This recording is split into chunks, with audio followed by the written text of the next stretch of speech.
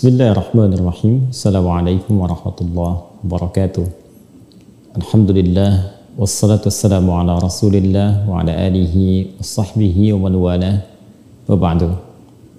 Saudara-saudariku dimanapun Anda berada, semoga kita semua senantiasa diberikan kesehatan, kemuliaan, dan tentunya dibimbing oleh Allah Subhanahu wa Ta'ala dalam menjalani seluruh aktivitas kita dalam konteks berkehidupan di muka bumi ini dan mendapatkan penerimaan terbaik saat kembali kepada Allah Subhanahu wa Ta'ala. Saudara-saudariku, di antara hikmah terbesar diciptakannya manusia adalah untuk membawa risalah mulia dalam rangka membangun, memakmurkan, dan menghadirkan harmoni berkehidupan di muka bumi ini. Hal yang dimaksudkan dalam membawa misi ini didesain oleh Allah Subhanahu wa Ta'ala dengan desain yang sangat sempurna dan saling menggantikan satu dengan yang lainnya.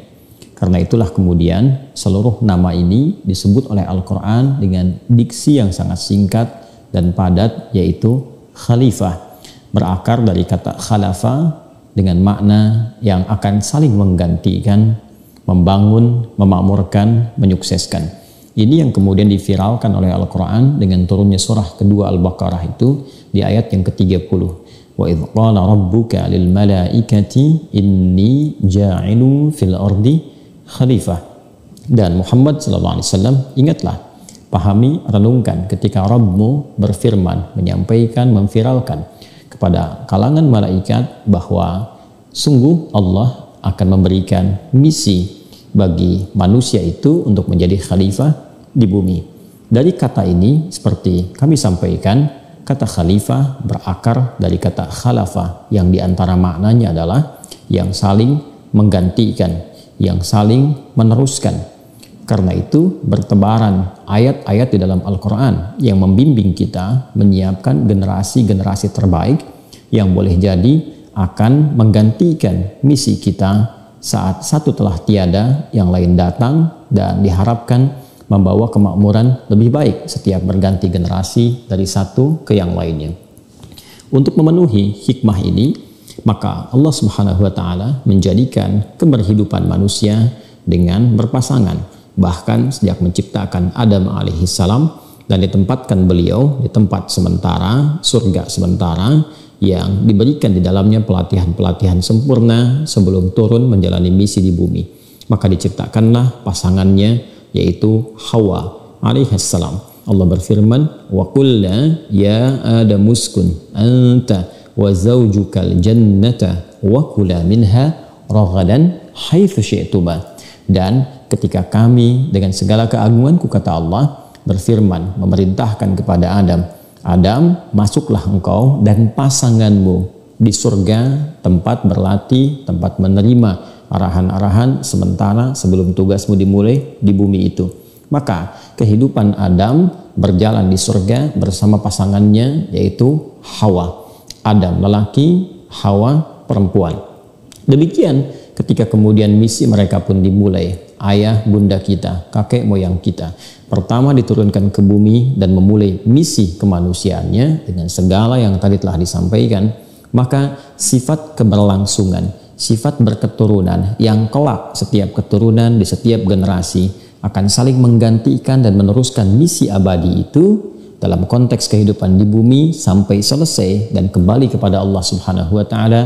Maka disebutkanlah kemudian hikmah berketurunan ini seperti Quran surah keempat An-Nisa di ayat yang pertama. Ya ayyuhan nasu taqu rabbakumul ladzi khalaqakum min nafsin wahidah wa khalaqa minha zawjaha wa batha minhuma rijalan katsiran wa nisaa'a wattaqullaha alladzi tasaaluna bihi wal arham innallaha kana 'alaikum raqiba. Hai semua manusia tanpa kecuali, bertakwalah kepada Allah Rabbmu yang telah mencipta, merawat, memberikan kebutuhan dan memberikan panduan-panduan berkehidupan kepada kalian semua, yang menciptakan kalian dari jiwa yang satu, yaitu Adam alaihissalam. Tercipta pula dari jiwa itu kemudian atau dari bagiannya Hawa sebagai pasangannya, dan dari keduanya itulah kemudian dilahirkan keturunan-keturunan. Keturunan yang dimaksudkan diharapkan mereka mampu menyebar di sekian tempat yang mampu dipijak di bumi, di berbagai perbedaan-perbedaan generasi yang dengan itu mampu membangun harmoni dan memakmurkan bumi dengan spirit takwa tadi. Itu yang dijelaskan di Quran surah ke-49 ayat ke-13. Ya ayyuhan nasu inna khalaqnakum min dzakarin wa untha wa ja'alnakum syu'uban wa qabaila lita'arafu inna akramakum 'indallahi atqakum. Hai semua manusia tanpa kecuali, dengan segala keagunganku kata Allah, kami ciptakan kalian itu ada laki-laki, ada perempuan. Dan dari pasangan ini, waja'alnakum syu'uban wa qabaila, kami jadikan kalian berketurunan, menyebar di berbagai tempat yang berbeda. Sekarang ada perbedaan negara, bahkan sebelumnya ada perbedaan provinsi, bahkan kabupaten, kecamatan, dan lokal-lokal yang lainnya. Bahkan kata Al-Quran, wa qabail, boleh jadi satu tempat, satu negara, satu provinsi, sukunya bisa berbeda. Hal itu diharapkan lita'arafu, semua manusia yang menyebar, berkehidupan ini, berketurunan ini, bisa membangun harmoni, kompak untuk bersama bersinergi memakmurkan kehidupan di bumi, guna mengimplementasikan dan menjalankan tugas mulia dari Allah Subhanahu wa Ta'ala sebaik mungkin seperti diperintahkan. Dalam konteks ini, bahkan Al-Quran meminta kepada setiap orang tua untuk menyiapkan generasi-generasi dimaksud supaya kuat menghadapi tantangan di setiap zamannya, yang mungkin tantangan itu berbeda satu dengan yang lainnya. Maka turunlah diantaranya Quran surah ke-4 An-Nisa di ayat ke-9 itu. وَلْيَخْشَ الَّذِينَ لَوْ تَرَكُوا مِنْ خَلْفِهِمْ ذُرِّيَّةً ضِعَافًا خَافُوا عَلَيْهِمْ فَلْيَتَّقُوا اللَّهَ وَلْيَقُولُوا قَوْلًا سَدِيدًا. Dan hendaklah merasa khawatir, merasa takut jika para orang tua itu meninggalkan keturunan mereka dalam keadaan lemah. Orang tuanya meninggal, keturunannya akan menghadapi tantangan-tantangan di generasi mereka itu dalam keadaan yang mereka tidak siap. Lemah karena tantangan semakin meningkat, tapi kekuatan semakin rendah. Karena itu, pastikan keturunan-keturunan itu diberikan bekal-bekal yang kuat sehingga mereka tumbuh menghadapi masa di zamannya dengan tantangan yang berbeda, dengan kemampuan yang telah sempurna. Maka para ulama memberikan kesan, di situ ada kekuatan intelektual, kekuatan fisik, kekuatan iman, karena setiap generasi memiliki tantangannya tersendiri. Dan itu bagian dari sifat takwa kita kepada Allah Subhanahu wa Ta'ala sebagai orang tua. Secara singkat, ayat-ayat yang disampaikan tadi memberikan kesan kepada kita bahwa kehidupan di bumi ini bisa dipandang sempurna dalam menjalankan misi yang telah Allah tetapkan jika itu mengikuti desain fitrah berkehidupan. Setiap generasi ada orangnya, ada keturunannya, ada yang bisa meneruskan risalah sampai kita berpulang setiap generasi itu kepada Allah Subhanahu wa Ta'ala. Mustahil misi ini bisa diemban dengan baik kalau kemudian tidak ada keturunan yang melanjutkan. Mustahil misi ini berlangsung sampai masa yang ditetapkan kalau manusianya menyalahi fitrah kehidupan yang telah Allah gariskan. Harus ada keturunan yang melanjutkan, mesti ada generasi-generasi ke depan yang menyempurnakan bangunan-bangunan intelektualitas, keimanan, dan nilai-nilai kebaikan yang telah dikreasikan dan diwujudkan oleh generasi-generasi sebelumnya. Atas dasar hikmah inilah, maka nilai kemanusiaan kita mesti dijaga. Kita harus hormati apa yang telah Allah tetapkan. Kita mesti jaga apa yang telah Allah gariskan dari nilai-nilai kemanusiaan kita ini secara fitrah dengan cara yang adil dalam arti menempatkan segala sesuatu sesuai dengan tempatnya.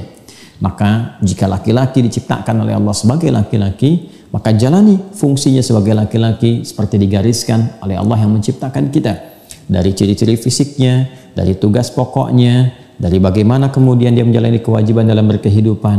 Pun demikian ketika seseorang diciptakan sebagai perempuan, tentu sudah ada perbedaan dari tampilan fisiknya, hak dan kewajibannya, serta pedoman-pedoman berkehidupan yang bisa saling menyempurnakan antara laki-laki dan perempuan itu, yang diantaranya menghadirkan keturunan-keturunan yang mampu memakmurkan kehidupan di muka bumi, dan itu pun diatur dengan cara yang benar, cara yang legal, sehingga keturunan yang dihadirkan berkualitas dan baik serta sesuai dengan misi dan visi yang diharapkan.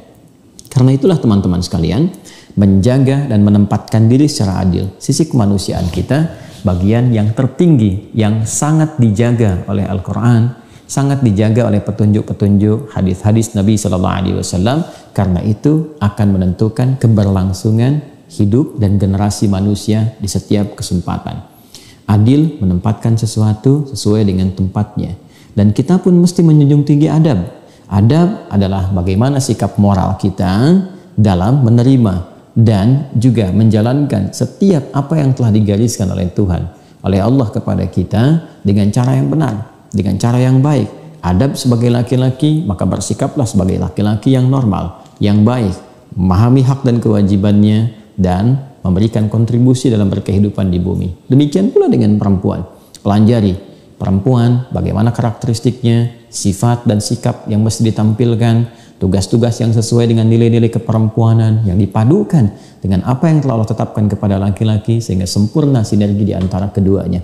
Itulah sifat yang berkeadilan, itulah sifat yang penuh dengan adab, itulah cara kita menjaga nilai-nilai kemanusiaan yang telah Allah tempatkan pada diri kita dan telah Allah pilih secara terhormat. Karena itu, dari sejak eranya Nabi Lut alaihi salam, Allah Subhanahu wa taala memberikan janjinya untuk menjaga nilai-nilai manusia yang terhormat ini supaya menjaga kelanggengan kehidupan manusia yang berketurunan, bergenerasi, menjaga nilai-nilai kemanusiaan di setiap era dan memunculkan hal-hal baru, hal-hal yang kiranya bisa menunjukkan kemakmuran, kenyamanan berkehidupan di setiap masa yang boleh jadi teknologinya tidak sama, keadaannya tidak serupa, tapi dengan itu bisa membawa keharmonisan dalam kehidupan berbangsa, bernegara, bermasyarakat, bahkan berkemanusiaan secara luas, secara global. Ini tidak akan mungkin bisa dicapai. Generasi-generasi yang terbaik tidak mungkin lahir. Kehidupan-kehidupan sesuai fitrah akan bergeser jika manusia menodai atau bahkan menyimpang atau terjebak dalam perbuatan-perbuatan yang mengarahkan dan menyimpangkan fitrah kemanusiaannya. Lelaki berubah menjadi perempuan, atau misalnya merubah tampilan-tampilan fisiknya layaknya perempuan, atau sebaliknya perempuan ingin tampil seperti laki-laki dengan merubah bagian-bagian fisiknya, atau bahkan terjadi hubungan-hubungan sesama jenis, laki-laki dengan laki-laki, perempuan dengan perempuan, dan mempertahankan keadaan itu, maka yang terancam adalah nilai-nilai kemanusiaan kita. Bagaimana kita bisa menghadirkan generasi-generasi penerus yang baik, sementara secara fitrah keadaan-keadaan yang telah Allah tetapkan dirubah, disimpangkan, dijauhkan, atau bahkan lebih daripada itu, dan kita berharap tidak terjadi demikian, berubahnya karakteristik, berubahnya sifat yang tadinya punya sifat kelaki-lakian dipaksakan untuk menjadi sikap-sikap perempuan, atau sebaliknya, sehingga gaya berubah, tampilan berubah, cara berinteraksi berubah, dan tentunya ini akan merubah cara berkehidupan yang juga akan berpengaruh kepada generasi-generasi yang ada di sekitarannya, dan sudah pasti sikap seperti ini akan memotong hadirnya generasi-generasi penerus yang diharapkan bisa memakmurkan risalah suci yang telah Allah tetapkan kepada setiap manusia. Karena itu, teman-teman sekalian, penyimpangan-penyimpangan dari fitrah ini adalah bagian-bagian yang memang sejatinya menjadi tugas kita bersama untuk mengembalikannya ke fitrah yang benar, untuk menegakkan kembali nilai-nilai kemuliaan sebagai tanda kita peduli dan menghormati nilai-nilai kemanusiaan yang telah Allah tetapkan kepada kita semua. Jadi ketika kita membahas tema-tema seputar LGBT misalnya, atau homoseksual misalnya, atau lesbian misalnya, untuk kita kembalikan kepada situasi-situasi normal, laki-laki menjadi laki-laki, perempuan menjadi perempuan, sungguh ini bagian dari kepedulian kita untuk menjaga nilai-nilai kemanusiaan tadi supaya menjadi terhormat.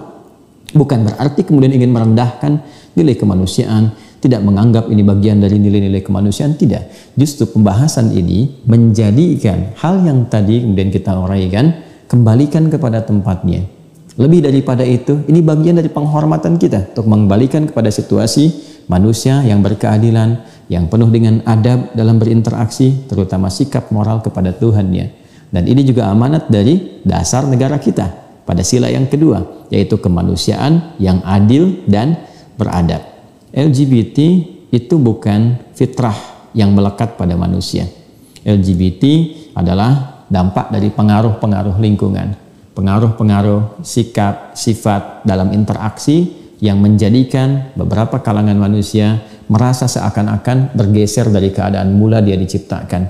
Ini bukan situasi normal. Ini bukanlah fitrah, karena justru mempertahankan keadaan ini akan menghambat kemajuan-kemajuan, generasi-generasi yang diharapkan muncul kemudian, atau bahkan berpengaruh kepada aktivitas-aktivitas yang telah kita bangun berdasarkan fitrah dalam berkehidupan.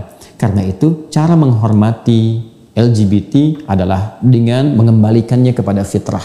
Tetap, kita tidak boleh memandang rendah teman-teman, sahabat-sahabat, saudara-saudara kita yang terkontaminasi dengan penyakit yang dimaksudkan. Ini bisa disembuhkan, ini bisa dibantu, ini bisa dikembalikan, dan jangan pernah difasilitasi atau kemudian ditampilkan kesan seakan-akan ini benar, ini sesuai dengan fitrah, ini legal. Bagaimana mungkin ada seorang anak yang terlahir dari hubungan antara laki-laki dengan laki-laki, untuk perempuan dengan perempuan. Toh misalnya bila ada pun seseorang yang terjangkiti penyakit LGBT ini, tentu sebelumnya dia terlahir dari rahim seorang ibu yang punya hubungan dengan seorang ayah. Pun demikian, ada laki-laki, ada perempuannya. Tentu kita tidak ingin generasi ke depan terputus karena hadirnya persoalan-persoalan yang dimaksudkan.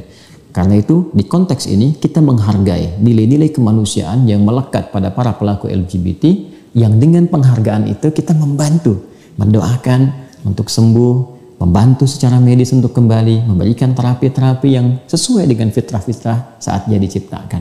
Dan pada saat yang sama, orang-orang yang boleh jadi tidak terindikasi memiliki sifat-sifat demikian sudah selayaknya membantu dengan cara yang tadi kita coba sebutkan bersama, mengarahkan, mengembalikan, melakukan terapi, membantu, memberikan pencerahan-pencerahan sehingga mereka kembali kepada fitrah yang benar, bukan memberikan ruang untuk sebagai pembenaran atau bahkan ruang-ruang untuk tampil sehingga dengan itu merasa bahwa apa yang telah menimpa dan dialami itu sebagai fitrah dalam berkehidupan. Tentu kita sepakat bersama bahwa nilai kebangsaan yang kita rajut didasarkan pada nilai kebertuhanan, ketuhanan yang Maha Esa. Sehingga nilai-nilai keagamaan pun yang dipraktekkan di negeri kita tercinta ini, di Indonesia ini, tentunya akan berdasarkan kepada nilai-nilai ketuhanan yang mengembalikan kepada fitrah utama kita sebagai manusia untuk beribadah kepada Tuhan yang Maha Esa. Saya kira tidak ada satu agama pun yang membenarkan praktek LGBT ini terjadi,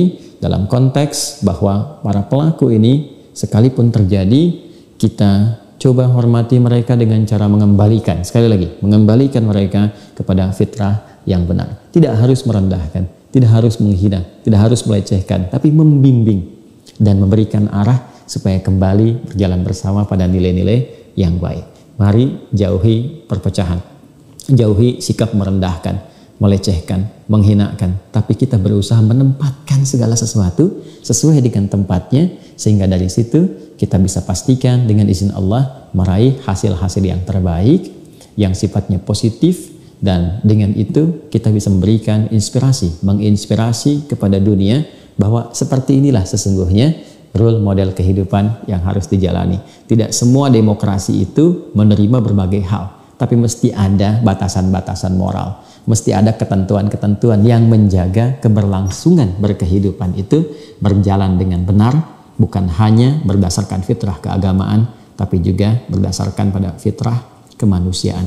Mari berjalan dengan cara yang benar, saling memberikan harmoni, saling memberikan solusi, yang dengan itu keberkahan, kemuliaan, kebaikan, kesuksesan, kemakmuran sejatinya bisa kita raih di negeri tercinta ini. Terima kasih, semoga bermanfaat.